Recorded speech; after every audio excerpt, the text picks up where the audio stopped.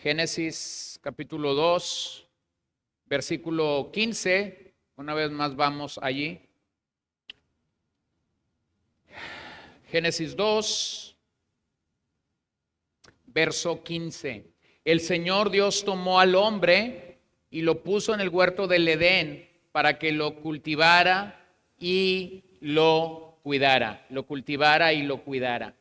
Entonces, hemos leído la clase pasada o la sesión pasada los primeros 4 versos, y en esos 4 versos es claro que el Señor está depositando al hombre en el jardín del Edén y le está dando la labor de labrar la tierra. Entonces, antes de ir más adelante, en el capítulo 2 estamos pensando en cómo tener una cosmovisión bíblica o cristiana del trabajo. Y he mencionado que el capítulo 2 tiene varias direcciones hacia dónde ir. Está la doctrina del hombre claramente allí presentada y está también el matrimonio allí presentado. Pero antes de llegar allí es necesario que hablemos del trabajo. Y en la creación se establece al hombre que fue creado por Dios, que fue diseñado por Dios, y todo parece indicar que está siendo diseñado para crear, para trabajar, para laborar. Entonces el hombre está relacionado por cuestión de origen, por cuestión de cómo Dios lo hizo, está relacionado al trabajo. Fue diseñado para crear, fue diseñado para laborar. Pero, bueno, también es importante que reconozcamos que hay un sinfín de ideas equivocadas cuando pensamos acerca del trabajo. ¿Cuáles son esas ideas? Bueno, hablábamos de algunas de ellas en la ocasión pasada. Ver al trabajo como algo terrible es equivocado, porque la Biblia no lo ve como algo terrible. Ver al trabajo como algo sin sentido es una idea equivocada. Ver que el trabajo lo es todo, es decir, que solamente el trabajo es lo que debe enfocar nuestras vidas, es una idea equivocada. O pensar que el trabajo es simplemente dinero, es una idea equivocada. O pensar a veces que los que laboran de manera continua o permanente en alguna labor, en algún oficio, en alguna profesión, no es mejor su labor que los que servimos a Dios tiempo completo. Son ideas equivocadas que tenemos en nuestra mente y que luchamos con ellas. La realidad es que hasta donde hemos leído del relato de la creación, Dios mismo trabaja. Dios pone a Adán y a Eva en el huerto para trabajar. Y finalmente el trabajo es la manera como Dios provee sustento o economía a cada familia. Es vía el trabajo que Dios usará eso para que una familia pueda sobrevivir, pueda permanecer con las ideas básicas que tenemos de la vida: comida, techo, vestuario. Ryken indica, en la Biblia el trabajo empieza con la obra de la creación de Dios. Obviamente esto no fue una tarea ardua para él. Es más parecido a un juego o a la exuberancia del artista creativo. El trabajo de Dios realmente en el Génesis es algo gozoso y lleno de energía. Entonces eso es una realidad cuando piensas en lo que hemos leído acerca del trabajo. Y simplemente voy a pasar rápido por lo que mencioné la última ocasión. Hablamos de 7 principios económicos. Entonces voy a simplemente enumerarlos para poder regresar al tema. Número 1, todas las cosas le pertenecen a Dios. Número 2, Dios estableció que el hombre fuera un administrador creativo. Número 3, robar quebranta el estándar de Dios. Número 4, Dios da las aptitudes y las habilidades a cada individuo para trabajar. Número 5, el trabajo es bueno y por ello se devenga un salario. Número 6, ama a Dios y no a tus bienes. Y número 7, sé compasivo y sé generoso con los necesitados. Bueno, si yo voy a practicar estos 7 principios, entonces yo voy a necesitar trabajar. No puedo ser generoso si no estoy trabajando. No puedo recibir un salario si no estoy trabajando. No puedo tener esta lucha entre amar a Dios o amar a los bienes si yo no tengo bienes. Entonces vean cómo estos 7 principios, y veíamos cómo funcionan a lo largo de todas las escrituras. Pero entonces esta tarde quisiera seguir avanzando en el entendimiento del trabajo, porque la realidad es que cuando laboramos, cuando entramos en nuestros labores el día de hoy, necesitamos una ética laboral, una ética del trabajo. ¿Y a qué me refiero cuando hablo de una ética del trabajo? Bueno, es la creencia de que el trabajo tiene un beneficio moral. En la ética del trabajo es la creencia de que el trabajo tiene un beneficio moral y una habilidad inherente de fortalecer el carácter. Tiene un beneficio moral y tiene una habilidad inherente para fortalecer el carácter. Entonces, ¿qué nos dice la Biblia al respecto? ¿Qué más aporta la Biblia al respecto? Número 1, tienes que recordar esto. El trabajo no es parte de la caída del hombre. El trabajo no es parte de la caída del hombre. Llegó primero el trabajo al jardín del Edén que el pecado. Estamos en el capítulo 2. Dios ha trabajado 6 días y ha descansado el séptimo. No porque estuviese cansado, como ya lo dijimos, sino porque quiere establecer un principio para la humanidad, un principio de trabajo y descanso. Número 2, ha colocado a Adán allí y lo ha puesto para trabajar en el Edén. Estamos en el capítulo 2. Vamos a llegar al capítulo 3 y entonces el pecado va a entrar a la raza humana. Entonces llegó primero el trabajo que el pecado. Entonces vean cómo Dios manda a Adán a cultivar el jardín del Edén y por lo tanto podemos decir claramente el trabajo es un don de Dios. El trabajo es un regalo de Dios. Esa es la manera como nosotros como hijos de Dios debemos de ver el trabajo. Esta es la razón por la que hablábamos que el trabajo da dirección y sentido en la vida de un ser humano. Quítale el trabajo y una gran cantidad de seres humanos pierden su enfoque, pierden su sentido de dirección, pierden su sentido de ubicación en la vida, porque no están haciendo aquello que Dios les dio a hacer. Número 2, el trabajo fue corrompido a partir de Génesis 3, como el resto de la creación. Ese trabajo, eso bueno, eso excelente que Dios había dado en el capítulo 2, perdón, está siendo corrompido en el capítulo 3 cuando el pecado llega, como fue corrompido todo lo demás de la creación. El efecto del pecado, la doctrina del pecado, es realmente este efecto completo en toda la creación.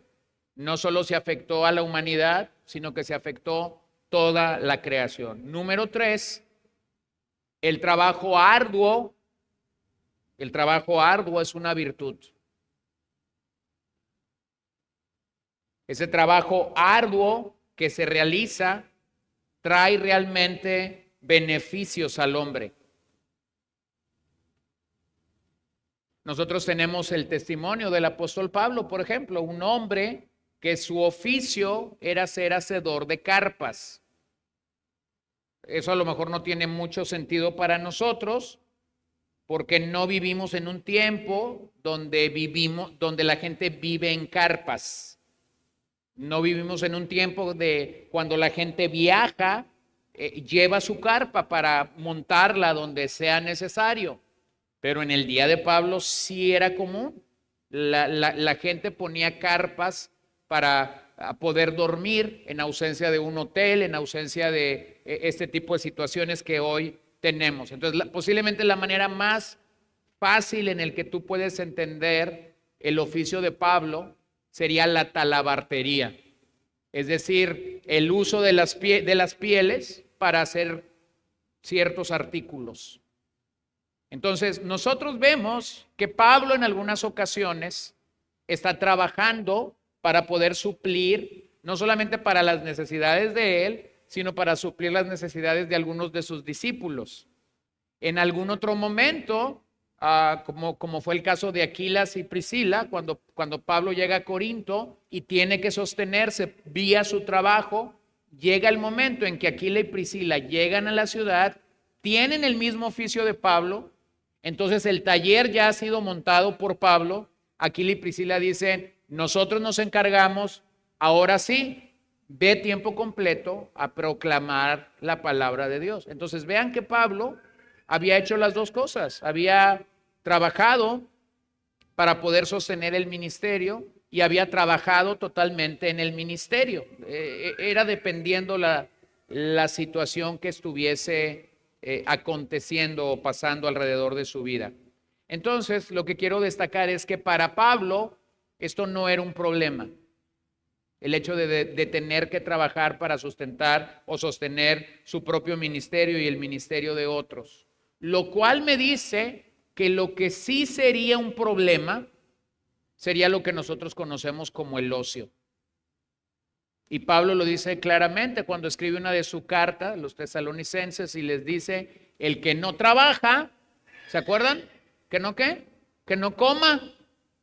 O sea, los ociosos que no coman, es lo que Pablo está diciendo. ¿Por qué? Porque si la gente tiene la capacidad de trabajar, entonces desde la perspectiva cristiana, esa persona debería estar trabajando. Número 4, las personas que pagan injustamente serán juzgadas por Dios. Cuando estamos pensando en el trabajo y en las labores, si tú eres un patrón cristiano, eso debería ser claramente una ordenanza para tu vida. Mira lo que dice Deuteronomio 24, verso 14 al versículo 15. No oprimirás al jornalero pobre y necesitado, ya sea uno de tus conciudadanos o uno de los extranjeros que habita en tu tierra y en tus ciudades. En su día le dará su jornal antes de la puesta del sol, porque es pobre y ha puesto su corazón en él, para que él no clame contra ti al Señor y llegue a ser pecado en ti. Entonces, ¿qué dice este pasaje con respecto a las labores de una persona? Paga y paga a tiempo. Es lo que está diciendo claramente este pasaje. Ahora, nuestra pregunta ante un pasaje como este debería de ser, no qué es legal, sino qué es moral. Y ante los ojos de este pasaje, lo que el Señor está diciendo es, si tú no pagas, entonces tú vas a entrar en problemas conmigo, o sea, con el Señor. Número 5, la persona íntegra habla verdad. ¿Cómo un trabajador se debería distinguir? Porque habla verdad. Porque es capaz de tomar decisiones que lo afectarán a él y a su familia, de acuerdo a cómo él se está conduciendo o cómo él se está comportando.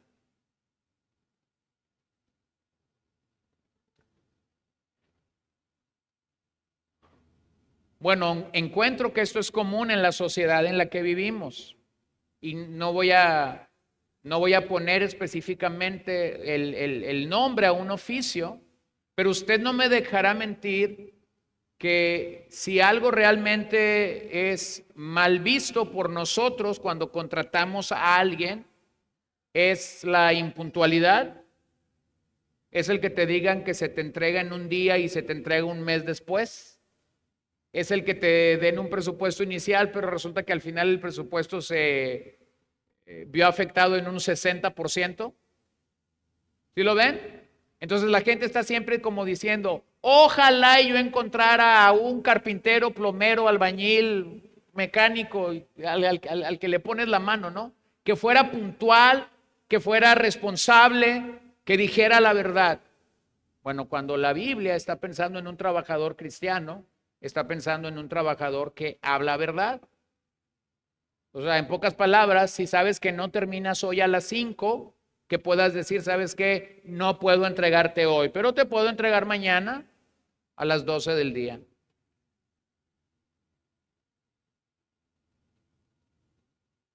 Eso habla bien de una persona, eso habla bien de la responsabilidad de esa persona, e incluso eso habla de una manera digna de esa persona. Y cuando tú tienes una persona que es responsable con sus labores, entonces tú tienes una persona que va a tener trabajo siempre. Puede ser que cobre un poco más, pero su responsabilidad, su hablar verdad, la gente estará dispuesta a pagarla. ¿Por qué? Porque vivimos en un mundo que no opera así, que no es así. Entonces, hay varios factores que nos pueden llevar a violentar la ética del trabajo a nosotros como creyentes. Cuando tú piensas en que nosotros deberíamos de vernos así, hay varias cosas, hay varios factores, yo voy a mencionar, que pueden llevar a violentar esa integridad del trabajo. Número uno, la avaricia. La avaricia puede llevarnos rápidamente a violentar nuestra integridad como hijos de Dios en el tema del trabajo. Y Pablo lo dijo claramente en 1 de Timoteo 6, versos 9 al 11. Pero los que quieren enriquecerse caen en tentación y lazo y en muchos deseos necios y dañosos que hunden a los hombres en la ruina y en la perdición. Porque la raíz de todos los males es el amor al dinero, por el cual, codiciándolos algunos, se extraviaron de la fe y se torturaron con muchos dolores. Pero tú, oh hombre de Dios, huye de estas cosas y sigue la justicia, la piedad, la fe, el amor, la perseverancia y la amabilidad. Observen el mandato que Pablo le está dando a Timoteo, porque dice, huye de esto. No dice piénsalo, no dice medítalo, no dice reflexiónalo, no dice levanta una encuesta para ver si eso es factible. Dice, huye de esto. Huye del amor al dinero, huye de la codicia.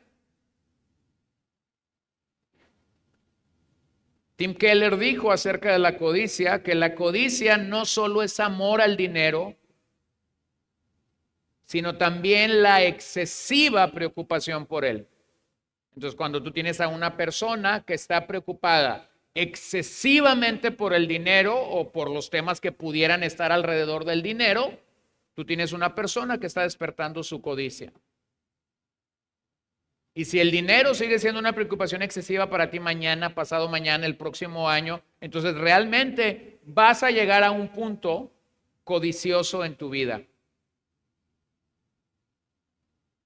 Hay a veces hay dos palabras, a veces que chocan en las escrituras, las leemos indistintamente y pensamos que es lo mismo, pero no es así. Ambición y codicia no es lo mismo. Debemos aprender a separar la ambición de la codicia. La ambición es este sentimiento que pudiera motivarte o ser un impulsor para decir, quiero comprar este pantalón. Así que voy a ahorrar diariamente tantos pesos o tantos cientos de pesos hasta que lo pueda lograr. Y vas a trabajar pensando en cómo vas a lograr comprar ese pantalón. Pero si la ambición está allí y no sabemos trabajar adecuadamente la ambición de nuestras vidas, la ambición tiene la capacidad de convertirse en codicia. Ahora permíteme decirte algo. La ambición no tiene la reprensión en las Escrituras que la codicia tiene. Porque la codicia siempre nos va a llevar a hacer cosas que deshonran tu integridad y que deshonran el nombre de Dios para obtener lo que queremos. Una persona ambiciosa pudiera levantarse todos los días a las 4:30 de la mañana porque quiere estar allí para trabajar, porque quiere generar algo que finalmente dé un resultado. Una persona codiciosa puede levantarse a las 7:30 de la mañana y está diciendo, ¿de dónde agarro? ¿Cómo robo para lograr eso que quiero? ¿Ven la diferencia? Pero si la ambición no es tratada adecuadamente, entonces la ambición puede llegar a convertirse en codicia. Entonces no tenemos una idea clara en las Escrituras de que la ambición es algo necesariamente malo, pero siempre que las Escrituras hablan de codicia, lo señalan como algo incorrecto, como algo no bien visto delante de Dios. Número 2, no solamente tenemos este problema con la avaricia, sino que tenemos metas que debemos satisfacer.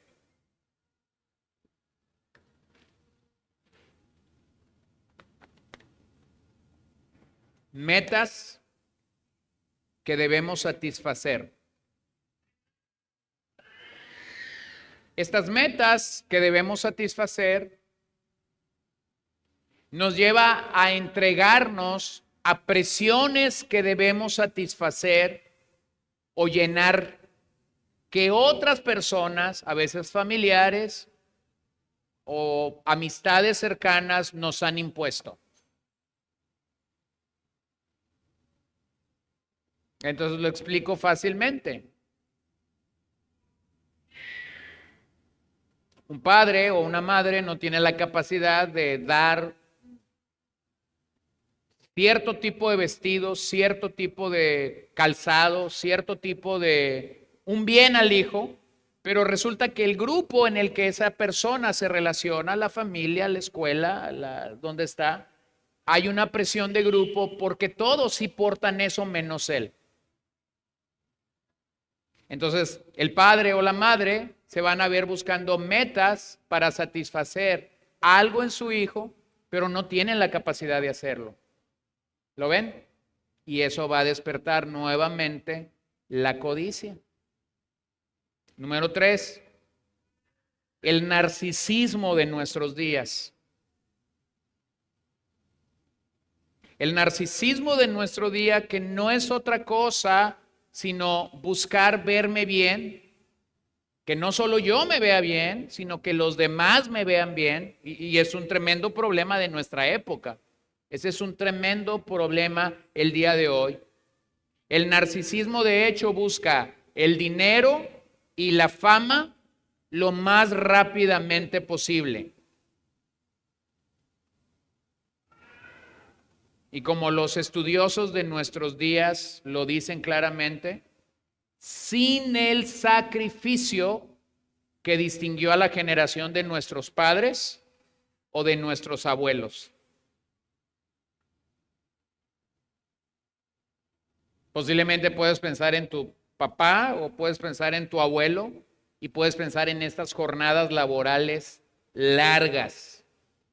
Puedes pensar en el sacrificio del ahorro de toda una vida. Nuestra generación no piensa en ello. Nuestra generación ha sucumbido ante el consumismo. Piensa en cómo gastar, no en cómo ahorrar. Piensa en cómo gastar, cómo comer y cómo viajar. Está dispuesta a pagar entretenimiento, comida y vestido al por mayor, aunque se tenga que endeudar, pero porque todo eso está inmerso en una cultura narcisista. Número 4, junto con pegado, el egocentrismo. El egocentrismo nos da una falsa expectativa de lo que es verdaderamente servir a la comunidad, servir a otras personas. Porque el egocentrismo te coloca a ti en el lugar que solo Dios debe tener al momento de trabajar. Vean lo que dice Colosenses 3, versículo 23. Todo lo que hagan, háganlo de corazón, como para el Señor y no para los hombres. Entonces, hay un recordatorio que Pablo nos está dando cuando pensamos en el trabajo, y ese recordatorio es: servimos a Cristo por encima de todo. Así que allí donde tú estás, de lunes a viernes, de lunes a sábado o de lunes a domingo, no lo sé, tu vocación realmente debe ser buscar glorificar al Señor por encima de la labor o el trabajo que estás desarrollando ahí. Tu idea acerca del trabajo debe ser: voy a glorificar al Señor en todo lo que estoy haciendo. ¿Qué hace el egocentrismo? Saca al Señor del centro y me coloca a mí en el centro del escenario. Número 5, falta de carácter.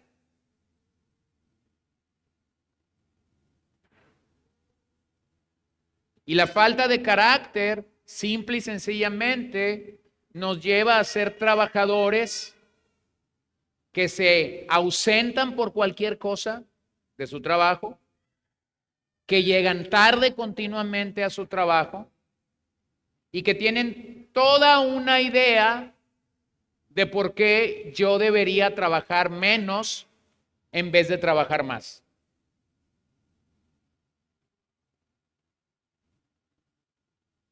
Bueno, ayer platicaba con alguien que estuvo en la docencia muchos años y platicando de ciertas situaciones, llegó el momento en el que me dijo que la persona que hacía el aseo en la escuela donde ella trabajaba, dice: yo barría más que ella. Yo era la directora de la escuela, pero resulta que yo barría más que quien estaba contratado y se le pagaba para que barriera la escuela. Y siempre estaba metiendo permisos y permisos y permisos. Bueno, en una sociedad como esa, algo que debería distinguirnos como cristianos es que no nos ausentamos y es que no llegamos tarde a nuestras labores. Número 6, bajo rendimiento. Cuando al trabajador se le ha demandado una carga o se le ha demandado algo específicamente para hacer, pero él dice: bueno, del 100% que me dieron para hacer, yo voy a hacer el 25% porque la fatiga es mucha. Estás teniendo bajo rendimiento, entonces tu trabajo no lo estás haciendo como para el Señor. ¿Lo ven? Número 7, malas conductas. Bueno, ¿qué sería una mala conducta dentro de la labor como trabajadores? Bueno, podría haber diferentes, ¿no?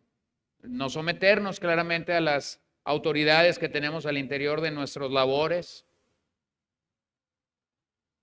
Mentir, robar, hacer todas estas cosas que podrían rápidamente llevarnos a ser parte de una mala conducta. Número 8, malas actitudes. Malas actitudes.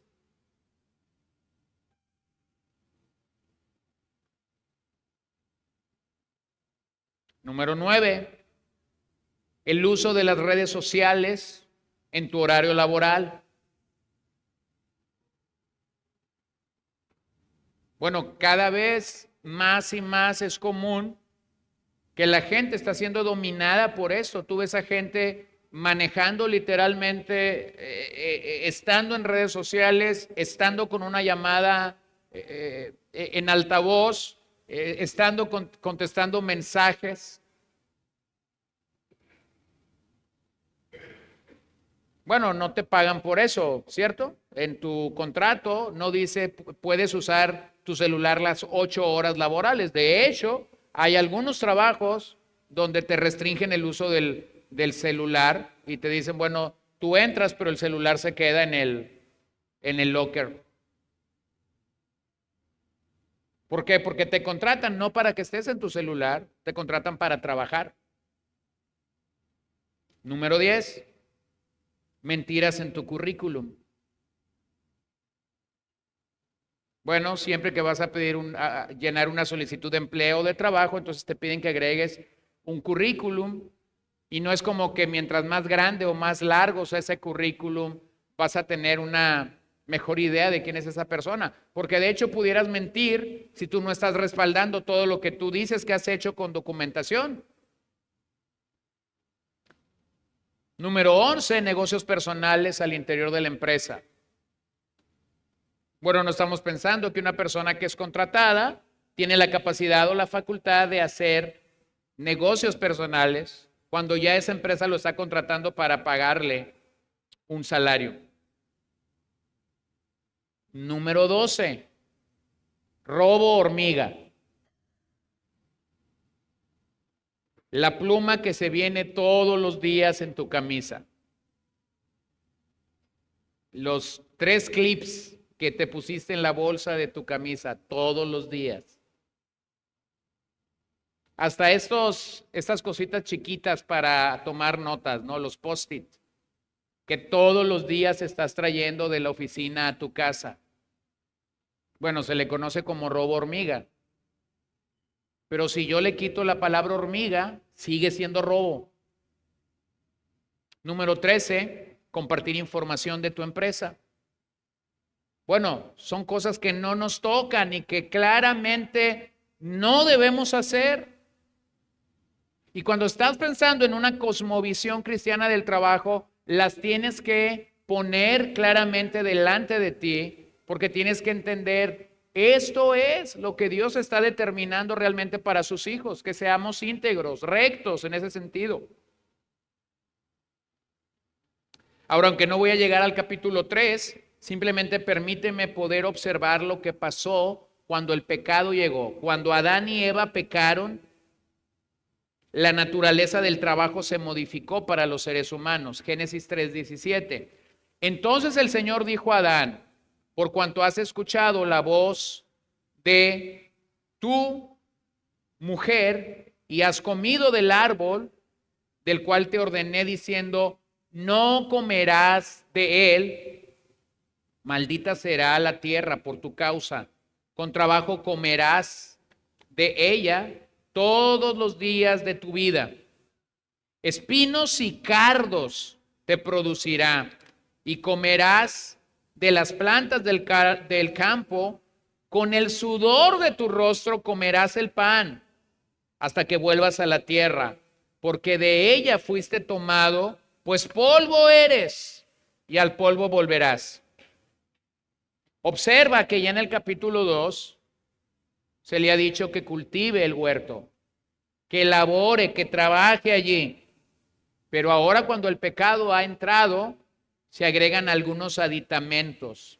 Y parece ser que aquella labor que simplemente consistía en cultivar, en cuidar del huerto, ha tenido algunos estragos. Entonces hay 5 razones en este pasaje por las cuales el trabajo es más duro. ¿Por qué el trabajo es considerado como una tarea dura después de la caída? Bueno, 5 razones. Número 1, por el pecado. El pecado por sí mismo mancha nuestra perspectiva acerca de lo que es el trabajo. Y aquello bueno, aquella vocación digna, aquello que era maravilloso y hermoso en el capítulo 2, ahora comienza a verse como algo realmente destructor en el capítulo 3, porque el pecado ha entrado y el pecado mancha nuestro concepto de todas las cosas y eso incluye el trabajo. No solamente eso, lo peor es que debemos trabajar con otros pecadores. Y eso empeora nuestra situación laboral, ¿no? Trabajamos con otros pecadores, nuestros jefes son pecadores, no sabemos qué hacer con nuestro propio pecado y entonces eso es una bomba. Tienes una reacción en cadena. Segundo factor que el pasaje dice aquí, la maldición. La creación entera está bajo maldición en el capítulo 3 de Génesis. Entonces, ahora tenemos espinos y cardos, abrojos todo el día, cosas duras. Ahora tenemos situaciones difíciles pasando dentro de nuestros labores. Vean cómo Pablo lo dice en Romanos 8:19. Porque el anhelo profundo de la creación es aguardar ansiosamente la revelación de los hijos de Dios.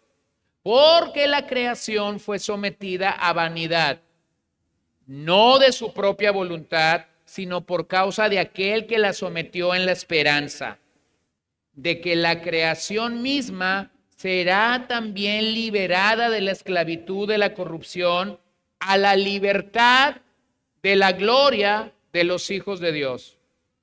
Pues sabemos que la creación entera gime y sufre hasta ahora dolores de parto. ¿Desde cuándo la creación sufre?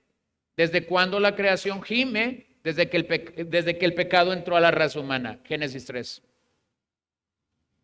Y está esperando ese momento claramente en el que será restaurada nuevamente. La historia de la redención comienza con una tierra y cielos nuevos y termina con una nueva creación, cielos nuevos y tierra nueva. Número 3, también el dolor. El dolor. No solo el pecado, no solo la maldición. Tercero, el dolor. Es doloroso trabajar. Implica esfuerzo. Implica sudor. Es una labor ardua. Pero en Génesis 2 no lo vemos. En Génesis 2 no se nos dice eso. Era un deleite. Entonces vean cómo todo está siendo afectado en Génesis 3. Número 4, la muerte. El trabajo es más estresante. El trabajo es más desafiante. Y hay una realidad. La gente muere. Todos vamos a morir. Pero yo pudiera darte testimonio de gente que tiene que usar sus facultades físicas y ciertamente en algún momento el dolor estará allí. Hay un estrago, hay claramente unas marcas o señales por el tipo de trabajo que tuviste.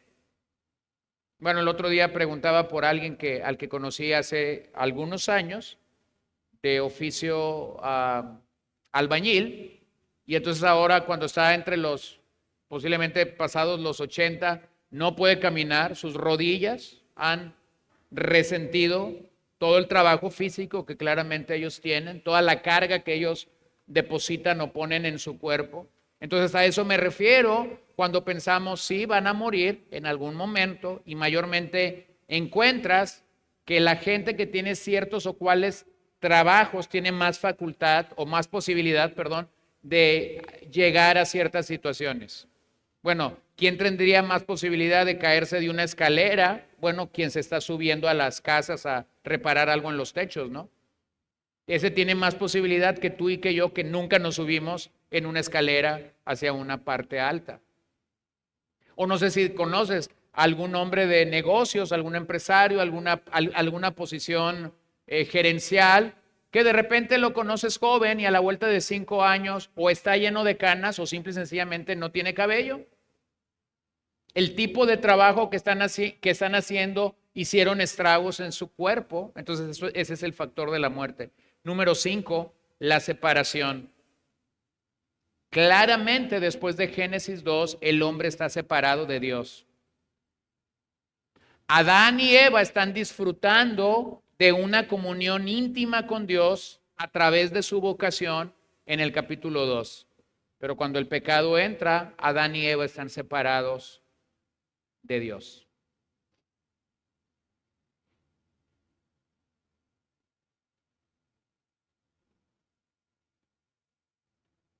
Entonces, lo que tenemos aquí es un cuadro real de lo que el trabajo está haciendo, pero tenemos que decirlo una vez más, el trabajo no es en sí mismo algo malo, no es en sí mismo algo pecaminoso, porque llega a tener un grado de disfrute y aún suple para nuestras necesidades físicas. Pero a la vez hay que ser realistas, el trabajo no es como fue al principio. El trabajo no es como fue en Génesis 2. Tampoco nuestros trabajos al día de hoy son como deberían de ser. Y esa es la razón por la que posiblemente llegan a ser una molestia para algunos. Escucha la sabiduría de Eclesiastés 2:23. Porque durante todos sus días su tarea es dolorosa y penosa. Ni aún de noche descansa su corazón. También esto es vanidad. O sea, si te vas al descanso diario, duermas 6 horas, 8 horas, 7 horas, y tu mente no está descansando porque estás pensando en lo que vas a hacer mañana.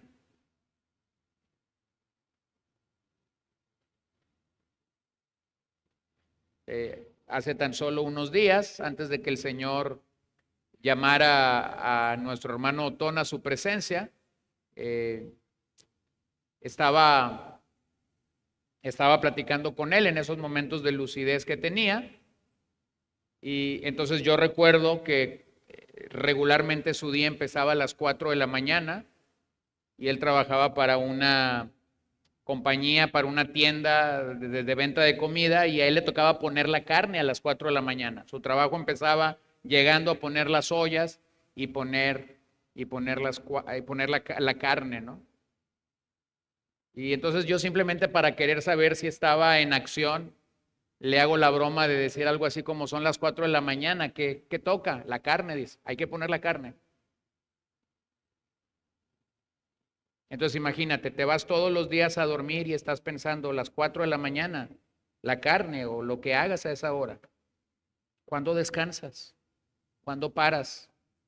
O vean lo que dice Eclesiastés 3:9. ¿Qué saca el trabajador de aquello en que se afana? O véanlo en el 4:4. He visto que todo trabajo y toda obra hábil que se hace es el resultado de la rivalidad entre el hombre y su prójimo. También esto es vanidad y correr tras el viento. Entonces vean cómo el sentido de Salomón ahí es la banalidad que el trabajo puede traer a nuestras vidas. Entonces piénsalo claramente, lo que hemos visto en el capítulo 1 es el principio, 6 días trabajo, 1 día descanso, porque eso te permite nuevamente, voy a decirlo así, llenar el tanque de gasolina, oxigenar tu cerebro, paras de hacer lo que estás haciendo y entonces vas a regresar de una manera renovada el día lunes, si ese es el caso. Entonces, ¿qué es lo que vemos en nuestros días? El sentido del deber se ha perdido para el trabajador. No hay un sentido de deber. Y nosotros, hermanos, necesitamos retomar la disciplina que distingue a un cristiano en todas las áreas de su vida. Hoy hemos perdido el sentido de excelencia en lo que hacemos. Es increíble, pero se ha perdido el sentido de excelencia de hacer lo que hacemos. Te vas y te bañas, abres la regadera y resulta que los hoyitos de la regadera están tapados por el efecto del sarro. Y tú estás allí con la mitad de hoyitos bañándote y con la otra mitad que no sale nada. Bueno, ¿cómo se le puede llamarse a ese tipo de baño? Te acabas de medio bañar. Vas el lunes, vas el martes, vas el miércoles, vas el jueves y estás haciendo lo mismo. Hermano, es bien sencillo. Tomas un trapito, tomas un objeto o incluso con tu propia mano puedes quitar ese sarro y haces así nada más. Vuelves a abrir la llave y comienzan a salir todas, por todos los hoyitos, el agua que tiene que salir. Entonces te estás bañando, ya no te estás medio bañando. ¿Lo ves? Pero hemos perdido el sentido de excelencia en ese sentido. Y bueno, pudiera ser algo tan simple o algo tan sencillo que nos lleva a una realidad en la vida de comenzar a hacer las cosas a medias. Entonces necesitamos retomar la excelencia que distingue a un cristiano. ¿En qué? En todas las áreas de la vida. En todas las áreas de la vida. Debemos empezar con nosotros, dando lo mejor, por la simple razón de que lo hacemos para el Señor. A veces cuando pensamos en el cambio cultural, queremos cambiar a la gente. Imagínate, queremos transformar pecadores. No te puedes ni transformar a ti mismo. Entonces, ¿cómo es el cambio desde la Biblia? El cambio desde la Biblia comienza contigo y luego cuando tú has cambiado y cuando tú eres excelente en lo que estás haciendo, puedes permear a otros. ¿Por qué Pablo pudo permear a otros? Porque Pablo decía, soy como un atleta, estoy disciplinado, no estoy como tonto tirando golpes al aire. En otras palabras, Pablo dice, he decidido pelear las batallas y estoy escogiendo las batallas que quiero pelear. Wow.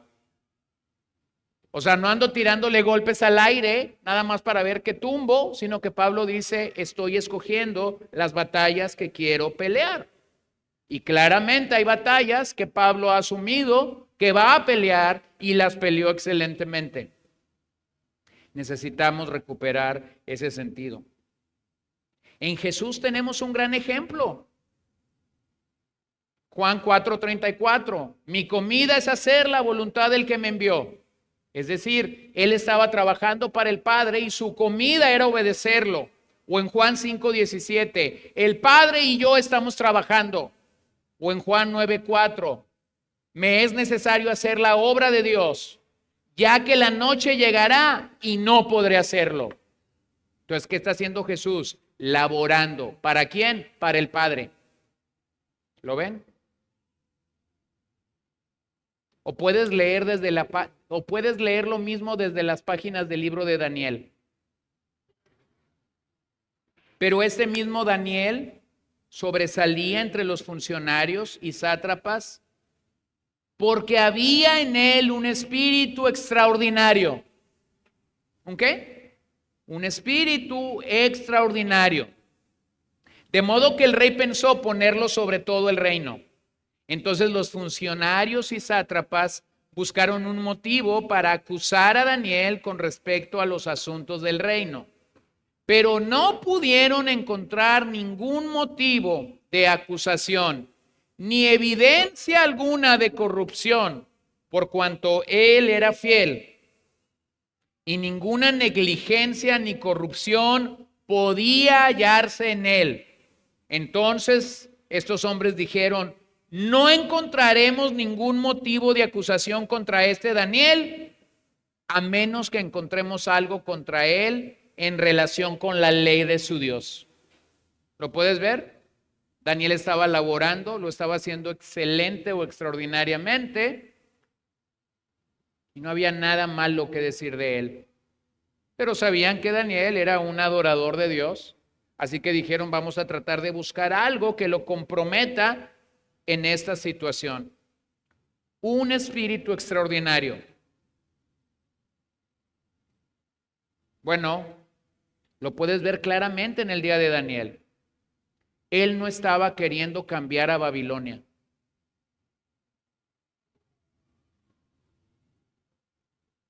Él no estaba en campaña para transformar Babilonia.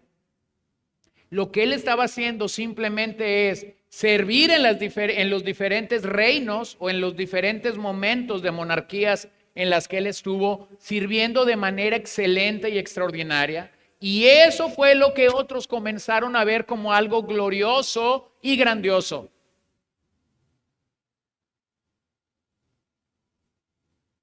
Bueno, hace unos años escuché o leí de esta frase y está diciendo este hombre, hoy en día hay muchos hombres que dicen, quiero cambiar el mundo,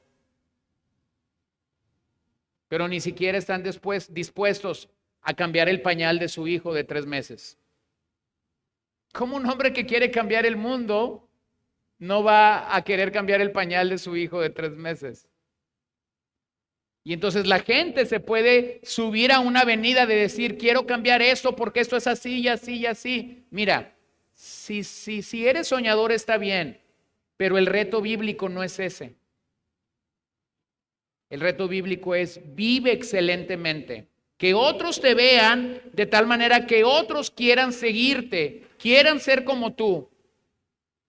Y bueno, vemos a Daniel siendo verdaderamente un hombre en una nación pagana, sirviendo bajo reyes paganos, viviendo desde la altura de Dios, trabajando de una manera increíble y lógicamente es calificado como un hombre que tiene un espíritu extraordinario. Entonces no tiene precio encontrar a una persona que toma responsabilidad y que da seguimiento a las tareas hasta llegar al final. Es decir, no dejaste nada a medias, fuiste cerrando, fuiste trabajando, fuiste haciendo todas las cosas para la gloria de Dios. Entonces, finalmente, permíteme contestar esta pregunta. ¿Cómo mantenernos íntegros o cómo mantenernos bajo la presión en el trabajo? Entendemos que vivimos en un mundo que tiene presiones y esas presiones también están asociadas al trabajo. ¿Cómo me mantengo firme ante esas presiones? Número 1, camina con integridad. Necesitamos una visión bíblica de Dios. Por eso es que nos estamos deteniendo tanto tiempo en este capítulo. Necesitamos una visión bíblica de Dios. Léelo de Nehemías 5:15. Pero los gobernadores anteriores que me precedieron grababan al pueblo y tomaban de ellos 456 gramos de plata, además del pan y del vino. También sus sirvientes oprimían al pueblo, pero yo no hice así. ¿Por qué? A causa del temor a Dios. Entonces, ¿qué está diciendo Nehemías? Estaba donde todos se sirvieron con la cuchara grande. Podía haber hecho lo mismo. ¿Por qué no lo hizo? Porque tuvo temor de Dios. Entonces Nehemías fue íntegro porque tenía una visión alta de quién era Dios. ¿Lo ves? Tenía una visión clara de quién era Dios. Cada vez que nosotros tenemos una visión alta de quién es Dios, entonces vamos a poder honrarlo donde quiera que estemos. Porque vas a saber, bueno, Dios es verdaderamente mi patrón. Yo estoy haciendo las cosas para Dios. Yo estoy tratando de glorificar a Dios en todas las cosas. Entonces, número 1, cultiva tu integridad. Número 2, cultiva una relación viva con Dios. Cultiva una relación viva con Dios. Daniel 6:10. Cuando Daniel supo que había sido firmado el documento, entró en su casa. En su aposento superior tenía ventanas abiertas en dirección a Jerusalén. Y como solía hacerlo antes, continuó arrodillándose 3 veces al día, orando y dando gracias delante de su Dios. Bueno, Daniel, un hombre que está sirviendo en medio de una política donde las leyes de Dios no son las que rigen o las que están dirigiendo a Babilonia. Pero entonces Daniel está fortaleciendo su relación con Dios porque sabe que su vida laboral y que de hecho toda su vida se va a ver respaldada por el favor y la misericordia de Dios únicamente.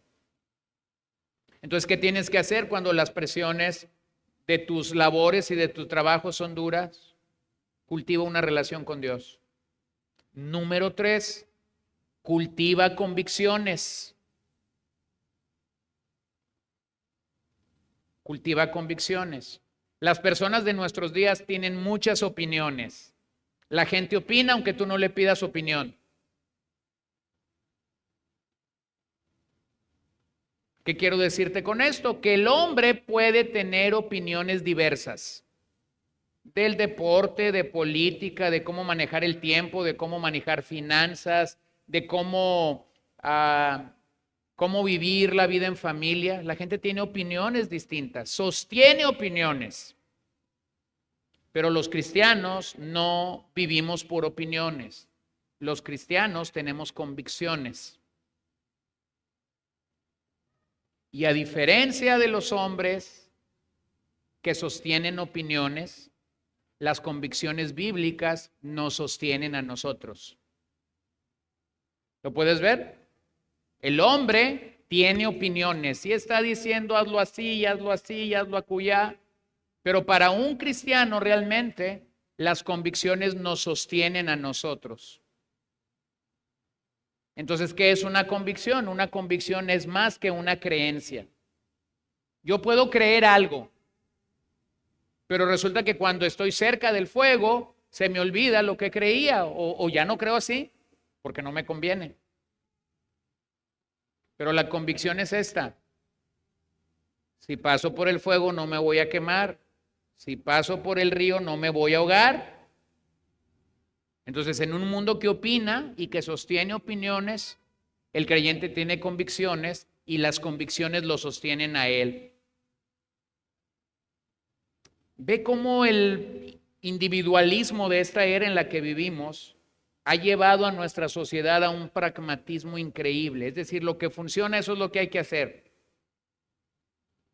Y cada vez que tú tienes al pragmatismo gobernando, ya sea en tu familia, en tu trabajo, en tu vida personal o hasta incluso en la iglesia, cada vez que el pragmatismo está gobernando, está dirigiendo algo, simplemente hay que observar algo. El pragmatismo roba la capacidad de una persona de reflexionar. ¿No hay reflexión?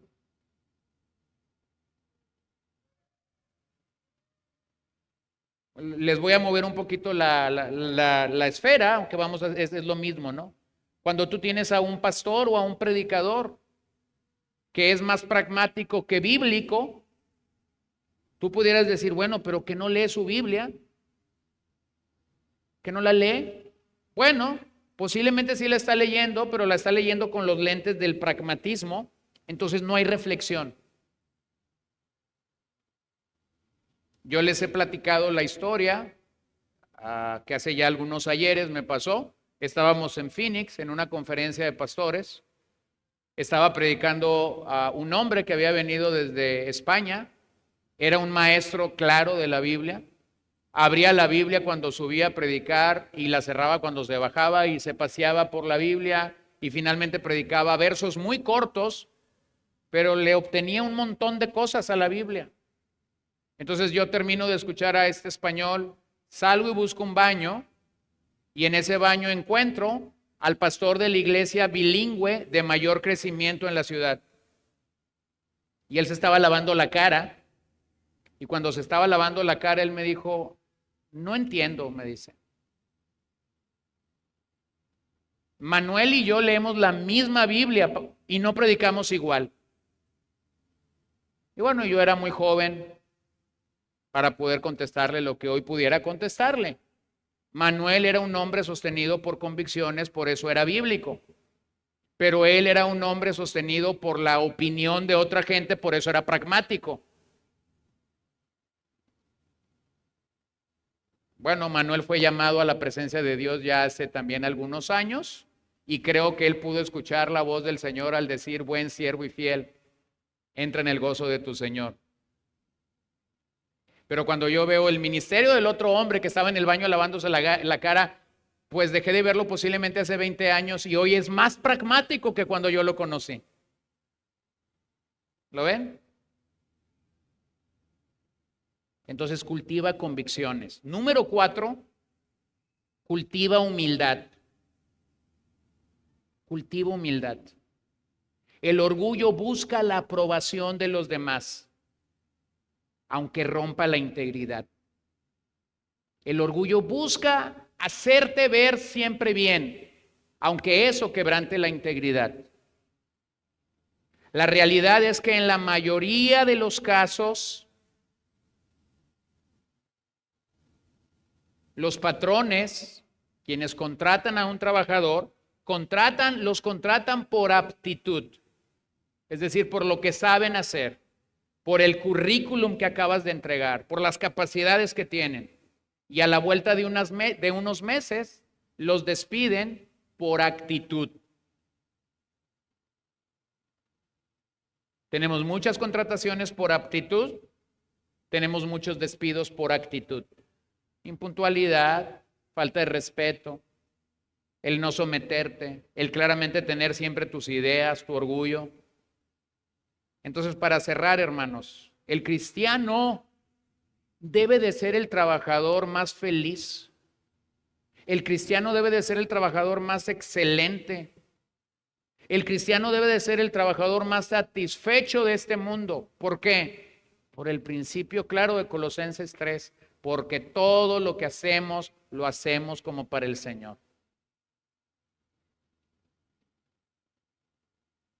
Bueno, se lo dijo Pablo a Timoteo, ahí en el capítulo 2, 15, cuando le dice: Timoteo, procura con diligencia presentarte a Dios como un obrero aprobado, que traza bien la palabra. Entonces, eso de que sea un obrero aprobado significa que hay algunos obreros que van a ser reprobados.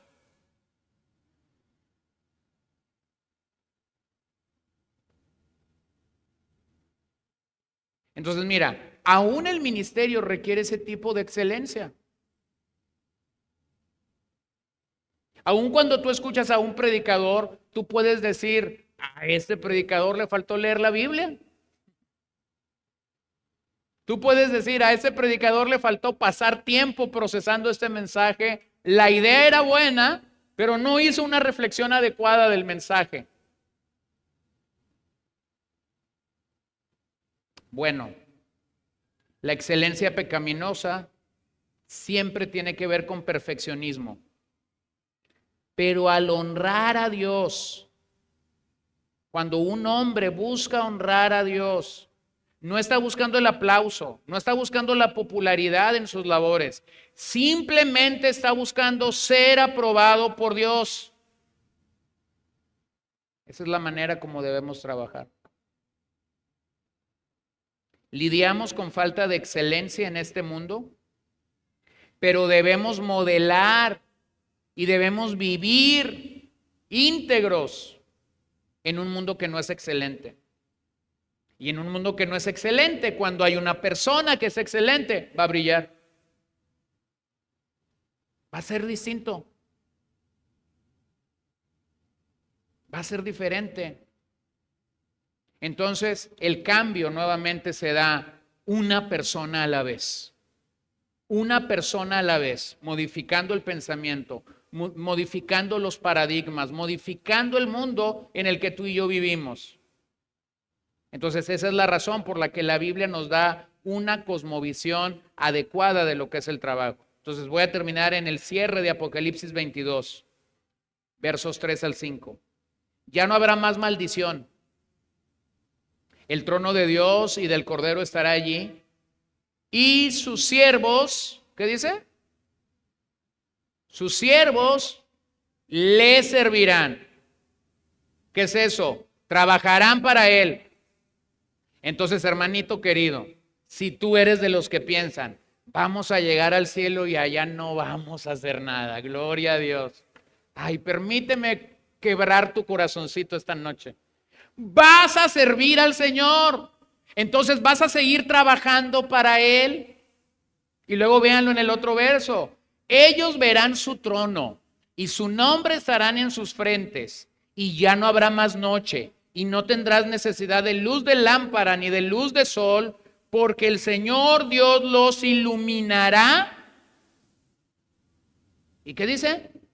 Y reinarán por los siglos de los siglos. Reinarán, está hablando de los suyos, de los que están sirviendo. Van a reinar. Bueno, lo voy a decir en palabras que podamos entenderlo más claramente. seremos los virreyes de Dios.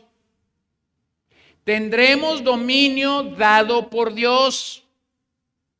Eso implica que seguiremos trabajando.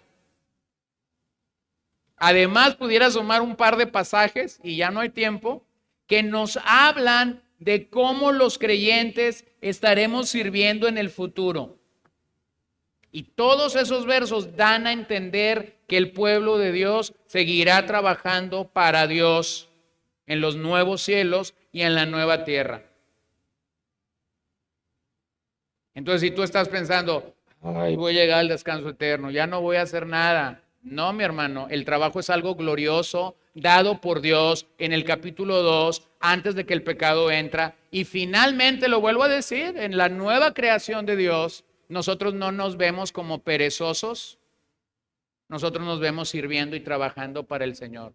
Podemos tener muchas preguntas acerca de cómo será eso. Sí, sí lo podemos tener, porque ciertamente no hay como una especificación clara de cómo se ve ese servicio y de cómo se ve tú y yo reinando juntos con Dios. Podemos no saberlo totalmente, pero claramente algo que Dios edificó como bueno se verá totalmente renovado, restaurado, y la gran diferencia es que de aquel lado de la eternidad el pecado no reinará más.